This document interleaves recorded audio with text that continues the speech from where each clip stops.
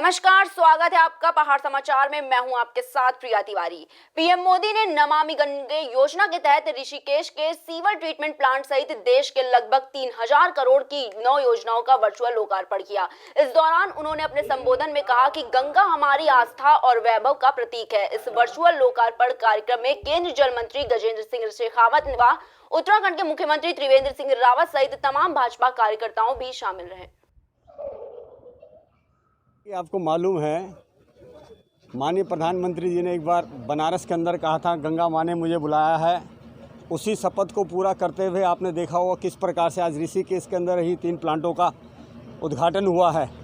लगभग मैं समझता हूँ ये प्लांटों के जो सीवरेज प्लांट का चालू हुए हैं, इससे गंगा को बहुत ज़्यादा अविरल बहने के लिए और स्वच्छ बहने के लिए पूरा आप देखेंगे किस प्रकार से अब अभी से यहाँ पर गंगा, पहले काली गंगा एक धोली गंगा होती थी, अब स्वच्छ गंगा है। आज उत्तराखंड के लिए बहुत ही गौरवशाली दिन है और ये तारीख स्वर्ण अक्षरों में आज दर्ज हो गई है। जिस प्रकार से ये आस्था का, धार्मिक का, पर्यटन का जो केंद्र था, उसके लिए उत्तराखंड के ऋषिकेश क्षेत्र की जनता को बहुत बहुत बधाई और पूरे उत्तराखंड वासियों की ओर से, ऋषिकेश की जनता की ओर से, अपनी तरफ से मैं माननीय प्रधानमंत्री जी नरेंद्र भाई मोदी जी का हृदय से आभार व्यक्त करती हूँ। देखिए, आज बड़े हर्ष का विषय है, माननीय प्रधानमंत्री जी द्वारा इस एसटीपी का लोकार्पण किया गया है। इस चूँकि मुनिकी क्षेत्र और ऋषिकेश में हमने 3 एसटीपी बनाए हैं। जो 26 MLD एसटीपी है वो हमारा आगामी जो 10 वर्ष के लिए सफिशिएंट रहेगा। उसमें लगभग 2.5 लाख पॉपुलेशन लाभान्वित होगी। हमने इसको जो आधार बनाया है, पॉपुलेशन ग्रोथ के आधार पर बनाया है, आगामी 10 साल में कितनी पॉपुलेशन बढ़ सकती है उसको देखते हुए हम लोगों ने ये एसटीपी का निर्माण किया गया है। जहाँ तक ये चंदेश्वर नगर की बात है, चंदेश्वर नगर में एक जो 7.5 MLD वर्तमान में जो हमने एक असेसमेंट किया है नाले का, वो 7.5 MLD हमें मिला। उसके बेस पे हम लोगों ने ये चंदेश्वर नगर एसटीपी का निर्माण किया गया है। इसके अंतर्गत जो नाला, एक बहुत बड़ा नाला था चंदेश्वर नगर में, जिससे कहीं ना कहीं एक गंगा की निर्मलता पे भी विपरीत प्रभाव पड़ता था और एक बहुत ही विपरीत छवि लोगों के दिमाग में बैठ गई थी। उसको हमने टैप कर लिया और जिससे ये गंगा में जो सीधा नाला जा रहा था उसको ट्रीटमेंट करने के उपरांत हम लोग गंगा नदी में छोड़ेंगे। इसके अलावा एक चोर पानी में एसटीपी निर्मित किया गया 5 MLD का। जो मुनिकी रेती क्षेत्र की जनसंख्या है, लगभग यहाँ पे करीब 35 से 40 हज़ार जनसंख्या है, उनको ये पूरी जनसंख्या उस एसटीपी से लाभान्वित होगी। प्रधानमंत्री जी का यह जो नमामि गंगे, इस गंगा माँ के लिए और हम हिंदुओं के लिए बहुत बड़ी देन है। और जो योजना बनाई गई है, गंगा उत्तराखंड से निकली है, तो पहले उत्तराखंड से ही गाय को, गंगा जी को पवित्र किया जाए और साफ़ किया जाए। गंगा तो वैसे ही पवित्र है, परंतु प्रदूषण रोका जाए और यहाँ से जब रुकेगा तो फिर आगे भी गंगा को स्वच्छ बनाया जाएगा। और हमको इस बात के लिए एक अपनी तरफ से संदेश देना है कि जो सहयोगी नदियां हैं उनका भी जो है इसी तरह शुद्धिकरण होना चाहिए, तभी गंगा शुद्ध हो सकती है। गंगा के किनारे योजना बनी है, पर सहयोगी नदियों को भी जो है स्वच्छ करना बहुत ज़रूरी है। केदारनाथ सोवेनियर और हस्तकला ग्रोथ सेंटर के उद्घाटन समारोह में मुख्य अतिथि के रूप में विधायक भरत सिंह चौधरी ने शिरकत की। समारोह को संबोधित करते हुए भरत सिंह चौधरी ने कहा कि जिला प्रशासन द्वारा महिलाओं के लिए रोजगार महिलाओं को प्रशिक्षण देने के लिए ITI के कार्यदेशक भास्करानंद पुरोहित को मास्टर ट्रेनर के रूप में चयनित किया गया है। बेसिकली NRLM की जो महिलाएं हैं, इनोवेशन प्रोजेक्ट्स के तहत में ये धनराशि स्वीकृत हुई थी। उनके द्वारा कहीं पर भी पूरे क्षेत्र में, केदारनाथ से लेकर के श्रीनगर तक कहीं भी देखा जाए तो कहीं पर भी इस तरह की कोई वस्तु जो विशिष्ट रूप से पर्यटक आकर के केदारनाथ की स्मृति के रूप में ले जाएं, ऐसी कोई स्थितियाँ यहाँ नहीं थी। इसके तहत में NRLM की महिलाओं को जोड़ते हुए इनोवेटिव प्रोजेक्ट के तहत में ये धनराशि शासन द्वारा स्वीकृत की गई है। उसके तहत में उद्योग केंद्र के सहयोग से और अन्य जो जिला प्रशासन के सहयोग से इस ग्रोथ सेंटर का उद्घाटन किया गया है। आज जिला उद्योग केंद्र रुद्रप्रयाग में जिला उद्योग केंद्र और जिला प्रशासन की पहल पे बहुत ही सुंदर कार्यक्रम यहाँ पे महिलाओं के रोजगार को लेकर के जो ग्रोथ सेंटर का यहाँ पे श्री गणेश हुआ है और केदारनाथ सोवेनियर को बनाने का जो काम आज यहाँ पे शुरू हुआ है। काठ गोदाम में चल रहे अवैध खनन को लेकर एसडीएम ने सामाजिक कार्यकर्ता और स्थानीय लोगों से मुलाकात की। स्थानीय लोगों ने बताया कि काठ गोदाम क्षेत्र के रात और दिन अवैध खनन का काम चल रहा है, जिसके चलते गोला पास जाने वाले पुल की हालत जर्जर हो गई है। पुल के नीचे बड़े बड़े गड्ढे भी हो गए हैं। एसडीएम ने बताया कि स्थानीय लोगों ने अवैध खनन के खिलाफ शिकायती पत्र सौंपा है। खनन के खिलाफ मिली शिकायतों पर ध्यान देते हुए आरोपियों के ऊपर कार्रवाई की जाएगी। जो ज्ञापन हमें मिला है वो जिलाधिकारी नैनीताल को संबोधित है, उनके सब डिवीजन के अंदर की शिकायत है। वो हूबहू उसी स्वरूप में अभी पत्र बना के एसडीएम नैनीताल को भेज दिया जाएगा। उत्तराखंड के काशीपुर में बनी पुरानी सब्जी मंडी में खतरनाक आग लग गई। आग लगने से लोगों की दुकानें जलकर राख हो गई। घटना की सूचना मिलते ही मौके पर पहुंची फायर ब्रिगेड ने आग पर काबू पाने की कोशिश की, लेकिन आग ने तब तक सारी दुकानों को अपने आगोश में ले लिया था।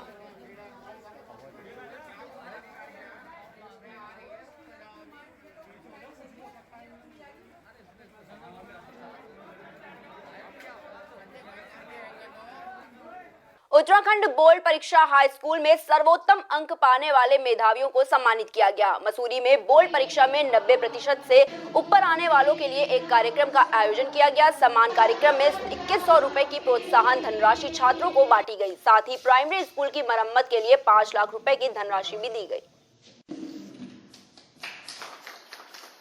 देखिए, किसी भी देश या समाज की ताकत का आकलन धन दौलत की या एटमी शक्ति से नहीं, बल्कि इस बात से है कि उस समाज के कितने लोग शिक्षित हैं और शिक्षा के क्षेत्र में चाहे हमारी केंद्र की सरकार हो चाहे प्रदेश की सरकार हो, लगातार आमूलचूल परिवर्तन कर रही है। अभी आपने देखा होगा हमने नई शिक्षा नीति लागू की है और आज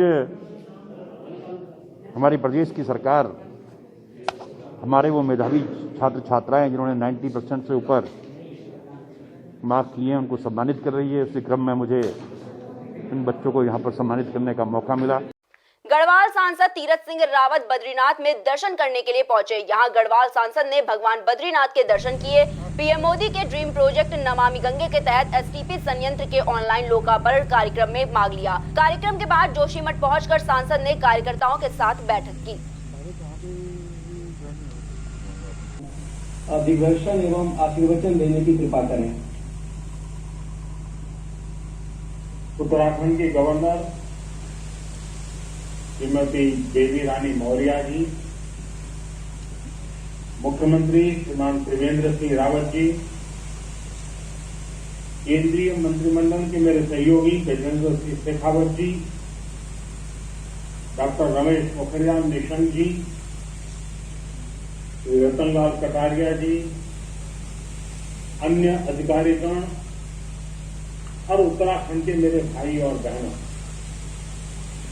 चार धाम की पवित्रता को अपने में समेटे देवभूमि उत्तराखंड की धरा को मेरा आदरपूर्वक नमन। आज मां गंगा की निर्मलता को सुनिश्चित करने वाले 6 बड़े प्रोजेक्ट का लोकार्पण किया गया। इसमें हरिद्वार, ऋषिकेश, बद्रीनाथ और मुनि की रेती में सीवेज ट्रीटमेंट प्लांट और म्यूजियम जैसे प्रोजेक्ट भी शामिल हैं। इन तमाम प्रोजेक्ट के लिए उत्तराखंड के सभी साथियों को मैं बहुत बहुत बधाई देता हूं। कोरोना काल में कई लोग की नौकरी गई और लोग वापस अपने घर लौटे हैं। इन्हीं में से एक नई टिहरी के दूरदराज क्षेत्र में नौकरी छोड़कर घर लौटे लोग मशरूम का उत्पादन कर अच्छे पैसे कमा रहे हैं। इसी कड़ी में पंचायत सदस्य ने मशरूम केंद्र का उद्घाटन किया। इस मौके पर पंचायत सदस्य ने यह भी कहा कि शहर में योगा सेंटर चलाकर शिक्षित युवाओं को उनकी आय नहीं मिल रही है, इसलिए इस तरह के काम से रोजगार के साथ लोगों को मशरूम का उत्पादन भी सही मिलेगा।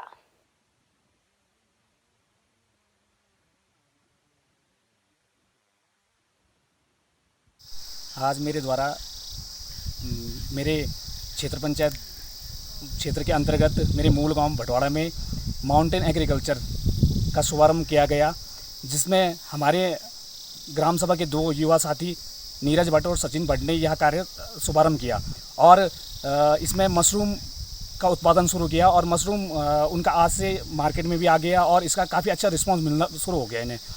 ये दोनों युवा साथी इससे पहले ऋषिकेश में थे, इनका एक योगा सेंटर था वहाँ पे। तो ये जब लॉकडाउन लगा तो ये दोनों घर आए और इन्होंने बोला कि कुछ करें। तो मेरे द्वारा इन्हें बताया गया कि मैंने कहा मशरूम बहुत अच्छा विकल्प हो सकता है तुम्हारे लिए इसमें आत्मनिर्भर बनने के लिए। तो इन्होंने जो गांव में बंजर पड़े हुए मकान थे उन्हें आबाद करने की कोशिश करी और आगे भी ये कृषि क्षेत्र में कार्य करना चाहते हैं।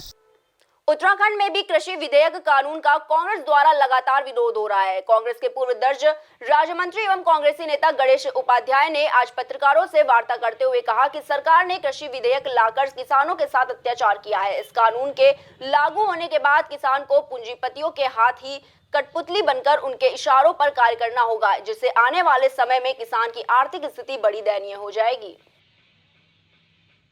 यह देश कानून बन गया है, ये किसान के लिए काला कानून है। वजह आज न्यूनतम समर्थन मूल्य किसानों को जो मिलता है, अब क्या होगा, बड़े बड़े उद्योगपति, बड़े बड़े क्या कहते हैं फार्मर जो कॉन्ट्रैक्ट फार्मिंग करेंगे, उनके हिसाब से अपने हित को देखते हुए न्यूनतम समर्थन मूल्य के लिए सरकार पर दबाव बनाएंगे।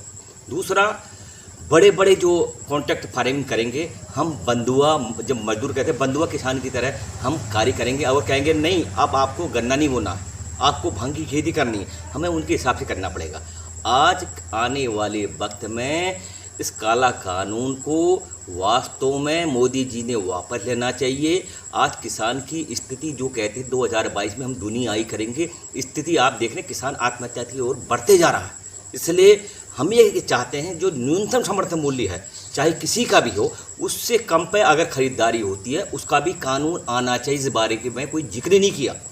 आज किसान आने वाले वक्त में जो ये तीन जो वो कानून बन चुके हैं, इससे आने से किसान आने वाले वक्त में देखिएगा बड़ी स्थिति खराब होगी। लॉकडाउन कहिए, जीएसटी देखिए, दिन प्रतिदिन देखिए, हम देश के प्रधानमंत्री बड़ा विश्वास किया, बड़ा भरोसा किया। उच्च न्यायालय द्वारा स्टोन क्रशर के मानकों की जांच का आदेश संबंधित विभागों ने बड़ी गंभीरता से लिया है। क्रशर मानकों की जांच के लिए संयुक्त टीम पहुंची।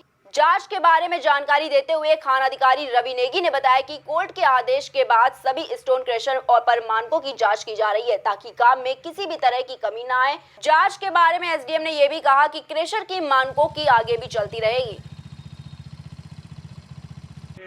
पीआईएल की एक आदेश के संदर्भ में हमारे यहाँ पीआईएल चल रही 212 त्रिलोकचंद बनाम उत्तराखंड, उसमें माननीय उच्च न्यायालय के आदेश के क्रम में जितने भी स्टोन क्रशर जनपद के अंदर है उनके मानकों के संदर्भ में जांच की जा रही है कि उनके मानक, उनके प्रदूषण से संबंधित मानक वो पूरे करते हैं नहीं करते हैं। इसके बारे में ऑलरेडी मार्च में भी एक बार जांच की जा चुकी है। मानकों को दोबारा से रीचेक किया जा रहा है कि इनको जो स्टैंडर्ड दिए गए हैं वो ये पूरे कर रहे हैं नहीं कर रहे हैं। जैसे हमारे यहाँ देखते हैं कि हमारे स्टोन क्रशर की यूनिट पूरी तरह ढकी है नहीं ढकी है, उनके यहाँ पक्के आने जाने के मार्ग है नहीं है, पानी की व्यवस्था है नहीं है, धूल से बचने के लिए हरित पट्टी बनाई है नहीं बनाई है, चार दीवारी बनाई है नहीं बनाई है।